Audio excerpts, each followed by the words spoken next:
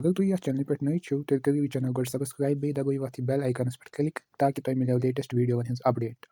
अस्सलामुअलैकुम वरहमतुल्लाहि वबरकातुहू उम्मीद छम टाटो बच्चो तो ऐसे असल पे अल्लाह ताला थैनो सेहत सलामत वनुक ताई वुच अस इशार नावत क्या गो वन वुच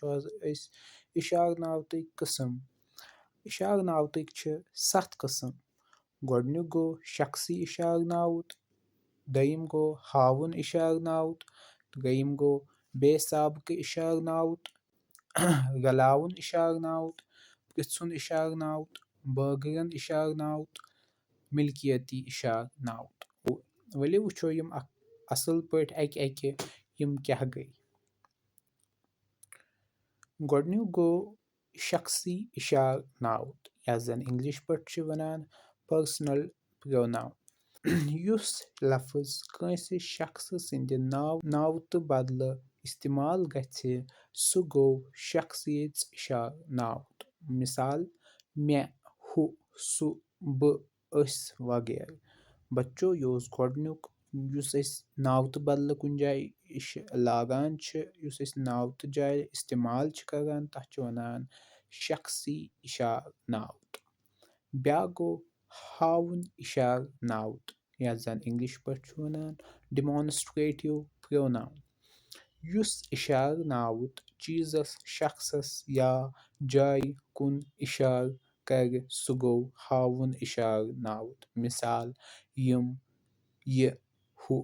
हु युस कुन इशार नावत युस कुन जाय शख्सस या कंस चीजस कुन इशार हाय वली वुचो ब्याक बेसाबक इशार नावत या जन इंग्लिश पट वनान indefinite pronoun यम इशार नावत कंस शख्सस कुन इशार करन मगर गैर वाज़ेह आसन तिम गई बेसाबक इशार नावत मिसाल कंसे हर कहाँ यह छु वना मगर एग्जैक्टली छु नी वना कमिस कुन कईत्या वारिया कैंसा हमन छु निवान पर्टिकुलरली कहाँ इंसान ब्याक गो रलावन इशार नावत युस इशार नावत दोन जुमलन या जुमला अड़ेन रलावान आसि सु गो रलावन इशार नावत मिसाल यम युस यमिस युस यस बेतर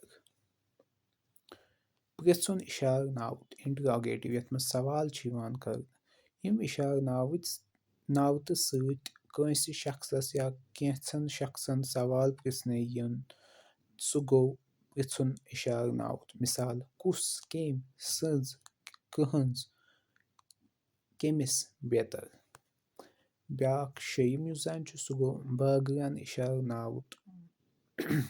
यम इशार नावत प्रेथ कंसे नफर सिंद या चीज खतर ब्योन ब्योन इस्तेमाल करने यिवान तिमन छ बागरन इशार नावत वनान मिसाल प्रेथ